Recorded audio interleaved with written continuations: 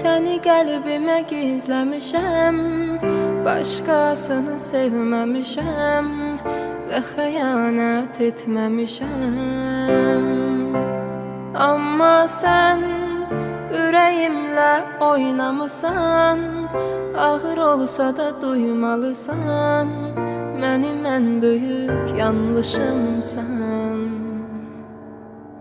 Ağlama, ürək o buna layiq deyil, inan. Tərk edən sonunda peşman olur hər zaman.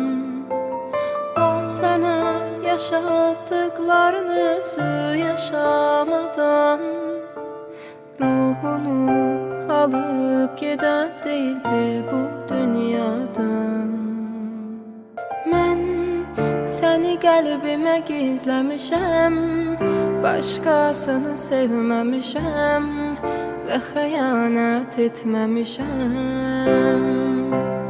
Amma sən ürəyimlə oynamısan, ağır olsa da duymalısan, mənim ən böyük yanlışımsan. Ağlama, ürək o buna layiq deyil, inan.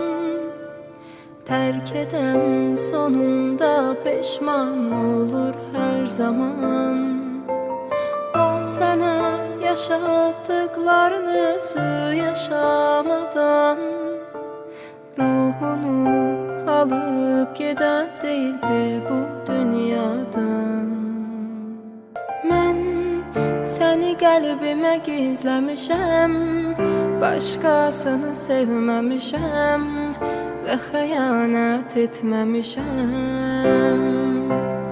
Amma sən ürəyimlə oynamısan, ağır olsa da duymalısan, mənim ən böyük yanlışımsan.